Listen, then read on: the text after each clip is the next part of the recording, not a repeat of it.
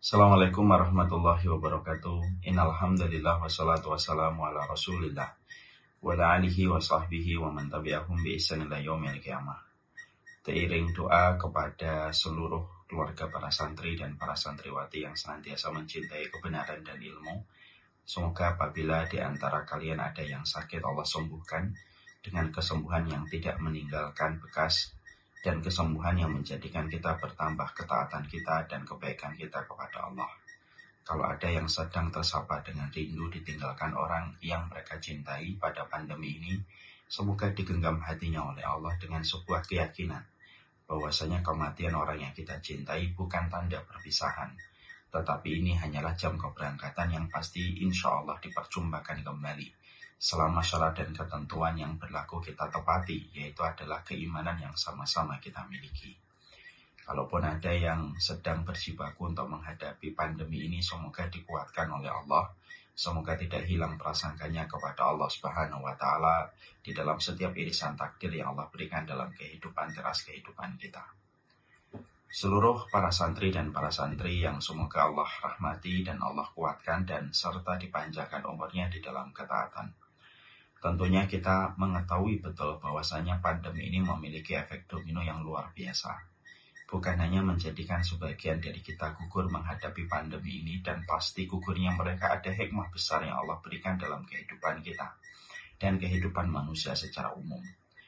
Bukan hanya itu saja, tetapi kita mendapati kekhawatiran dan ketakutan yang tumbuh setiap harinya dengan derasnya informasi yang bercerita dan berbicara tentang masalah COVID yang tidak berhenti. Bukan hanya 1-2 bulan, tetapi sudah 1 tahun lebih dan menuju kepada kedua tahunnya. Dan ini juga merupakan bagian dari efek domino dari pandemi ini. Tidak kita nafikan pula dan tidak kita ingkari, efek domino dari pandemi ini menjadikan kita, sebagian dari saudara-saudara kita, pintu rezekinya mulai menurun. Ada yang asalnya pintu rezekinya 8 menjadi 6. Ada yang asalnya pintu rezekinya 6 maka menjadi 4. Dan tidak sedikit yang asalnya pintu rezekinya 4 menjadi 1. Bahkan tidak sedikit saudara-saudara kita akhirnya mendapatkan surat PHK dari tempat pekerjaannya. Dan ini sangat berat. Di satu sisi menghadapi pandemi, di satu sisi yang lainnya masih harus menghadapi tekanan hidup ketika kita tidak menentu pekerjaan kita dan semakin menurun pemasukan yang kita peroleh. Inilah yang menjadikan kita harus membangun kerangka berpikir yang benar. Saya menyampaikan ini tidaklah ringan karena saya ikut merasakan bagaimana tekanan hidup bagi saudara-saudara kita yang hari ini mendapatkan PHK. Bagi saudara-saudara kita yang hari ini menurun pintu-pintu rezekinya. Tapi kita harus saling menguatkan. Bukankah agama ini merupakan agama nasihat untuk saling menguatkan? Karena pada dasarnya tidak ada manusia dalam kehidupan agama ini yang sempurna dan tidak ada manusia yang super. Mereka adalah manusia yang lemah, saling membutuhkan kekuatan satu dengan yang lainnya. Maka inilah yang menjadikan kerangka berpikir bagi mereka yang hari ini sedang diuji dengan kantongnya, sedang diuji dengan pintu rezekinya, yang tidak sesuai dengan apa yang menjadi harapan dan tidak sesuai dengan pengeluaran yang harusnya dia dapatkan. Maka kita harus memahami betul, mulailah kita selalu berprasangka yang baik kepada Allah. Kenapa semua hal itu selalu kita mulai dengan prasangka yang baik kita kepada Allah? Karena Allah itu akan memberikan kepada kita sesuai dengan prasangka kita. Jangan sampai lambatnya rezeki yang datang pada teras kehidupan kita, jangan sampai lambatnya rezeki yang datang mendarat pada kantong kita, menjadikan kita kehabisan amunisi untuk berprasangka kepada Allah. Ada rezeki yang disegerakan oleh Allah, ada rezeki yang dilambatkan oleh Allah, dan dua-duanya memiliki hikmah.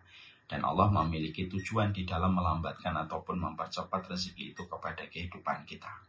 Makanya prasangka ini harus dipupuk dan prasangka ini harus ditempa pada hati kita bahwasanya tidaklah setiap makhluk kecuali telah dijamin dan telah digaransi rezekinya oleh Allah.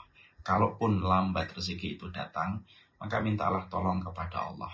Ketuklah pintu langit dengan kita berprasangka dan berdoa terus yang terbaik. Maka pertolongan Allah itu datang ketika Allah tahu bahwasanya kita tidak memiliki daya dan upaya kecuali datang dari Allah Subhanahu wa Ta'ala. Terkadang pertolongan Allah itu tidak datang di awal. Terkadang pertolongan Allah itu tidak datang di tengah. Tapi terkadang pertolongan Allah itu datang di akhir ketika Allah tahu batas maksimal manusia ketika merasakan ujian dalam hidupnya. Mari kita lihat kepada kisahnya Nabi Musa.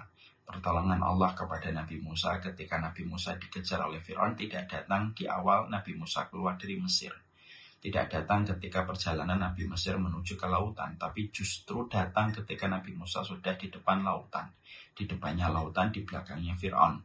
Sudah tidak ada lagi daya dan upaya yang dimiliki oleh Musa dan para pengikutnya kecuali Allah. Pada saat kondisi maksimal kebutuhan manusia dan kefakiran manusia kepada Allah sangatlah besar, dan Allah tahu batas maksimal kekuatan manusia pada kekuatan itu, disitulah turun pertolongan Allah yang tidak disangka-sangka. Dan akhirnya Allah menjadikan lautan menjadi daratan, dan itu mudah bagi Allah. Mari kita lihat kepada Nabi Ibrahim. Allah itu menolong Nabi Ibrahim ketika dimusuhi oleh Namrud dan menjadi public enemy number 1 oleh kerajaan Babilonia yang dipimpin oleh Namrud. Maka pertolongan Allah itu datang ketika Nabi Ibrahim sudah mendapati asap mengepul dari bawah ketika api akan membakarnya. Beliau lalu berucap hasbunallah wa ni'mal wakil. Pada saat itulah ketika api sudah mulai masuk, sudah mulai menyapa kulitnya. Pada saat itulah api baru menjadi dingin. Dan itu diberikan oleh Allah justru ketika api sudah mulai menyentuh kulitnya Nabi Ibrahim. Ketika api itu seketika menjadi dingin. Itulah yang menjadikan kita paham bahwasanya prasangka tetap harus dijaga. Dan pertolongan Allah itu terkadang Allah tidak berikan di awal. Allah berikan di akhir ketika kita sudah merintih kepadanya, memohon kepadanya, dan berprasangka yang baik kepadanya. Pada saat itulah pertolongan Allah datang menyapa pada kehidupan kita ketika kita tidak pernah kehilangan amunisi untuk terus berprasangka kepada Allah. Memang ini gampang diucapkan tetapi berada di dalam realisasi. Tapi bukankah ini pilihan yang baik yang harus kita usahakan? Karena sesungguhnya ketika kita mencela, marah, frustasi, itu pun tidak akan mendekatkan rezeki. Tetapi ketika kita berprasangka, berharap pasti akan menurunkan rezeki dan memberikan pertolongan. Karena tidak ada makhluk di atas muka bumi ini yang dibiarkan oleh Allah kecuali Allah telah menjamin dan Allah telah menggaransi rezekinya. Dan itu merupakan bagian dari perjanjian Allah kepada makhluk yang tidak pernah Allah selisihi. Mari kita lihat kejadian Malik bin Dinar. Sebuah kisah nyata bagaimana Malik bin Dinar pernah menjumpai ada seekor kucing yang datang mendekat kepadanya ketika beliau lagi makan. Diberikan daging itu kepada kucing tersebut, lalu kucing itu menggigit daging itu dan tidak memakannya. Tidak pula langsung mengunyahnya, kucing itu langsung jalan. Malik bin Dinar penasaran dengan kucing itu, diikuti kucing itu. Ternyata kucing itu keluar agak jauh dari rumahnya Malik bin Dinar rahimahullah ta'ala dan meletakkan daging yang diberikan oleh Malik bin Dinar di depan sebuah lubang. Malik bin Dinar penasaran, lubang apa itu? Kelihatannya lubang ular. Dan ternyata betul, tidak lama setelah kucing itu meletakkan daging, keluarlah ular tua dalam kondisi buta matanya, lalu mencoba untuk mengambil daging yang diberikan kucing, lalu memakannya dan kemudian ular itu masuk kembali ke dalam lubangnya. Lalu setelah kucing itu mendapati ular itu telah memakan daging yang diberikan kepada ular itu, maka kucing itu pergi berlalu. Malik bin Dinar ketika melihat itu tergetar. Beliau lalu berkata, kalaulah seekor ular yang tua dan buta ternyata Allah bagikan rezekinya dari kucing yang secara notabene tidak pernah akrab dan bersahabat dengan ular, tapi Allah bimbing kucing itu untuk mengarahkan daging itu kepada ular tersebut, lalu apa yang menjadikan kita khawatir? Sesungguhnya rezeki itu dijamin oleh Allah. Cuma terkadang ada yang Allah segerakan dengan satu tujuan, ada yang Allah lambatkan dengan satu tujuan. Tapi pasti ketika tidak ada pertolongan yang kita nantikan, kecuali pasti di situ ada pertolongan Allah. Yang terpenting kita tetap berikhtiar. Yang terpenting kita tidak berpangku tangan. Yang terpenting kita tetap merangkai sebab-sebab yang bisa mendatangkan rezeki. Maka disitulah kita akan mendapatkan sebuah perkara kebaikan. Dan tentunya di sisi yang lainnya ketika kita dalam kondisi lapar, dalam kondisi belum mendapatkan apa yang mencukupkan, kita juga harus ingat suara-suara mereka yang lapar perutnya maka terdengar nyaring di sisi Allah. Makanya kenapa kemenangan umat itu tergantung bagaimana doanya orang miskin. Karena doanya orang miskin itu didengar oleh Allah. Karena rasa lapar, rasa penderitaan, keterbatasan yang mereka dapatkan di dunia menjadikan suara-suara mereka itu terdengar di sisi Allah. Dan ini menjadikan seseorang memahami betul.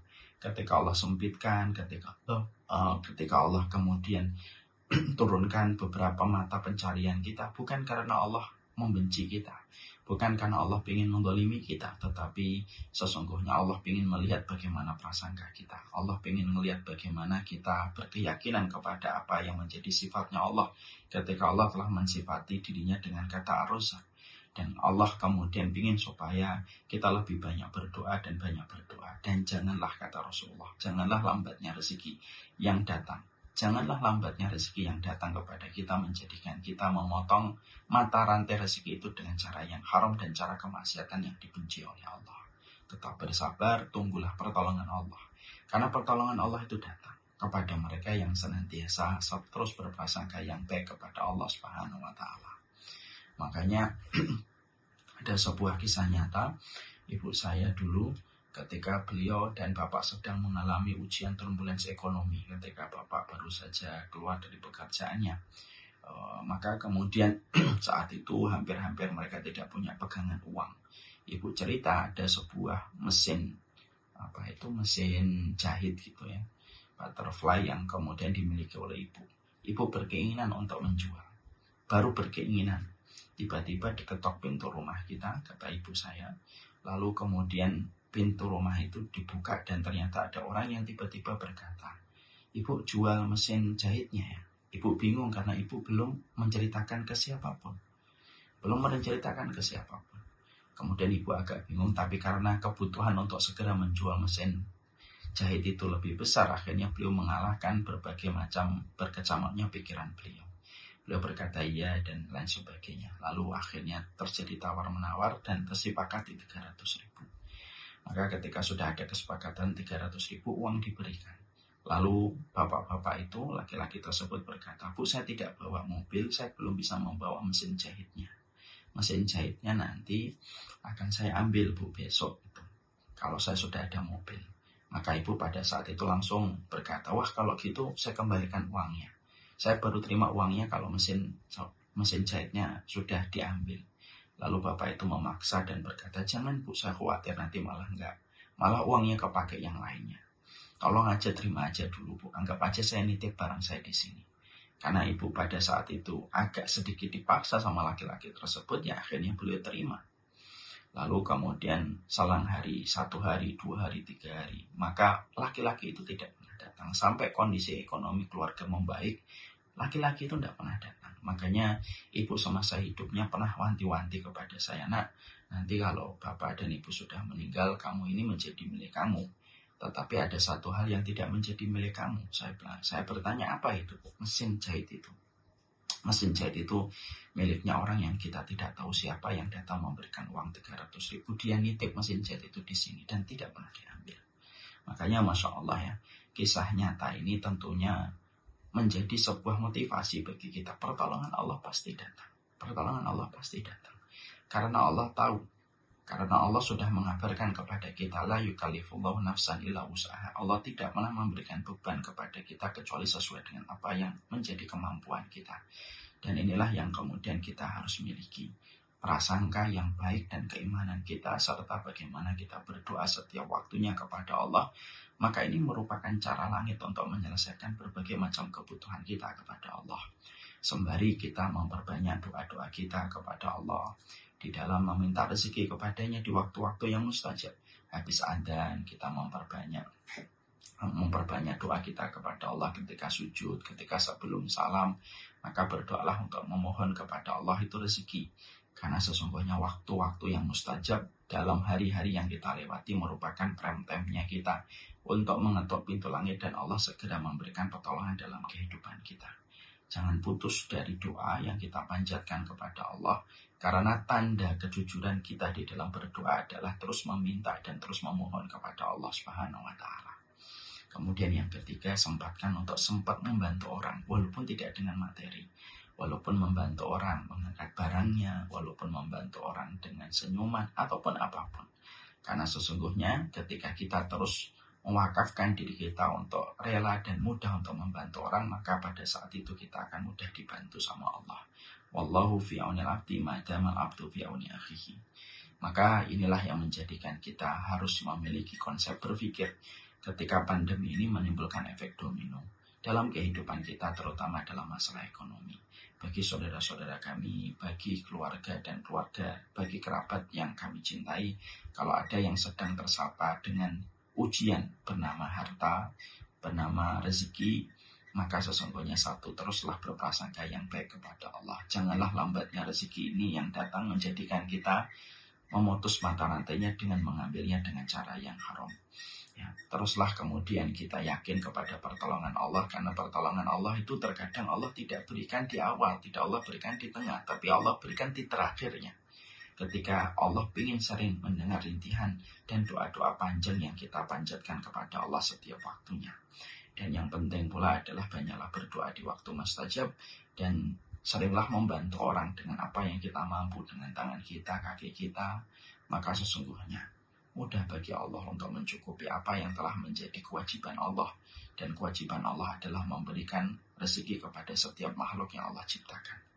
Semoga Allah lapangkan, semoga Allah muliakan. Dan kepada yang sedang tersapa ujian ekonomi, sesungguhnya suara kalian itu terdengar nyaring di sisi Allah. Dan itu menjadi bagian keberkahan hidup yang sangat besar. Wassalamualaikum. Jangan lupa untuk mengikuti Syamila Series yang keempat, The Day After You Day, yang insya Allah kita akan selenggarakan bareng-bareng secara virtual. Kita akan berikan yang terbaik dalam penyampaian ilmu supaya hati kita menjadi takut kepada Allah. Karena hati yang takut kepada Allah mendapatkan keridhaan dari Allah.